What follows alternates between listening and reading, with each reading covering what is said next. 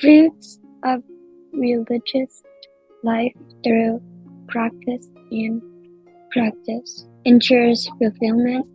The story of two friends, verses 19 and 20. While residing at the Jadavana monastery, the Buddha spoke these verses with reference to two monks who were friends. For at Devati lived two young men of noble family who were inseparable friends. On a certain occasion, they went to the monastery, heard the teacher preach the law, renounced the pleasures of the world, yielded the mind to the religion of the Buddha, and became monks. When they had kept residence for 5 years with preceptors and teachers, they approached the teacher and asked the duties in his religion. After listening to detailed description of the duty of meditation and of the duty of study, one of them said, "Venerable, since I became a monk in old age, I shall not be able to fulfill the duty of study, but I can fulfill the duty of meditation."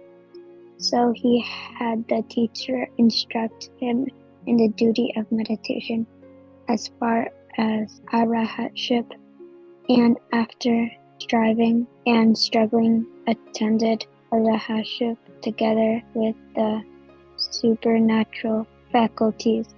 But the other said, "I will fulfill the duty of study," acquired by degrees the Tipitaka, the world of the Buddha, in wherever he went, preached the law and intoned it. He went from place to place reciting the law to 500 monks, and was preceptor of 18 large communities of monks. Now a company of monks, having obtained a formula of meditation from the teacher, went to the place of residence of the older monk, and by faithful observance of his admonitions attained arahatship. Thereupon paid obedience to the venerable and said, "We desire to see the teacher." Said the venerable, "Go, brethren, greet in my name the Buddha, and likewise greet the 80 chief venerables, and greet my fellow elders, saying, Our teacher greets you." So those monks went to the monastery and greeted the Buddha and the venerables, saying, "Venerable, our teacher greets you." When they greeted their teacher's fellow elder, he replied, "Who is he?" Said the monks. "He is your fellow monk, venerable," said the younger monk. "But what have you learned from him?" Of the Nikaya and the other Nikaya. "Have you learned a single Nikaya of the 3 Pitakas? Have you learned a single Pita?" And he thought to himself, "This monk does not know a single stanza containing 4 verses." As soon as he became a monk, he took rags from a dust heap, entered the forest, and gathered a great many peoples about him. When he returns, it behoves me to ask him some question. Now, somewhat later, the older monk came to see the Buddha, and leaving his bowl and robe with his fellow elder, went and greeted the Buddha and the 80 chief venerables. Afterward, returning to the place of residence of his fellow elder, the younger monk showed him the customary attentions, providing him with the seat of the same size as his own, and then sat down, thinking to himself, "I will ask him a question." At the moment, the Buddha thought to himself, "Should this monk annoy this my son, he is likely to be reborn in hell." So out of compassion for him, pretending to be going the round of the monastery, he went to the place where the 2 monks were sitting and sat down on the seat of the Buddha already prepared. For whenever the monks sit down, they first prepare the seat of the Buddha, and not until they have so done do they themselves sit down. Therefore, the Buddha sat down on a seat already prepared for him. And when he had sat down, he asked the monk who had taken upon himself the duty of study a question on the first trains. When the younger monk had answered this question correctly, the teacher, beginning with the second trance, asked him questions about the 8 attainments and about form and formless world, all of which he answered correctly. Then the teacher asked him a question about the path of conversion. He was unable to answer. Thereupon the Buddha asked the monk who was an arahat, and the latter immediately gave him the correct answer. Well done, monk, said the teacher, greatly pleased.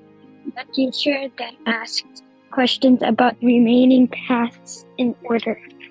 The monk who had taken upon himself the duty of study was unable to answer a single question, while the monk who had attained unto arahatship answered every question he asked on each 4 occasions.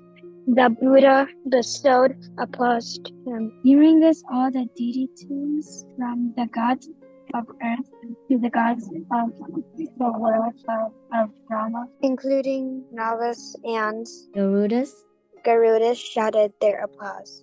Hearing this applause, the pupils and fellow residents of the younger monk were offended at the Buddha and said, "Why did the Buddha do this?" He bestowed applause on each of 4 occasions on the old monk who knows nothing at all. But to our teacher, who knows all the sacred word by heart and is at the head of 500 monks, he gave no praise at all. The teacher asked them, "Monks, what is it you are talking about?" When they told him, he said, "Monks, your own teacher is in my religion like a man who tends cows for hire. But my son is like a master who enjoys the 5 products of the cow at his own good pleasure." Some persons may know the word of the Buddha extensively and can repeat it all, but through utter neglect and live not up to it. In consequence, they do not teach any religion attainments. He enjoys not the fruits of recluse life. This is exactly like the way of the cowherd who looks after another's cattle. The cowherd takes the cattle to the pasture in the morning, and in the evening he brings them back to the owner's house. He only gets the wages.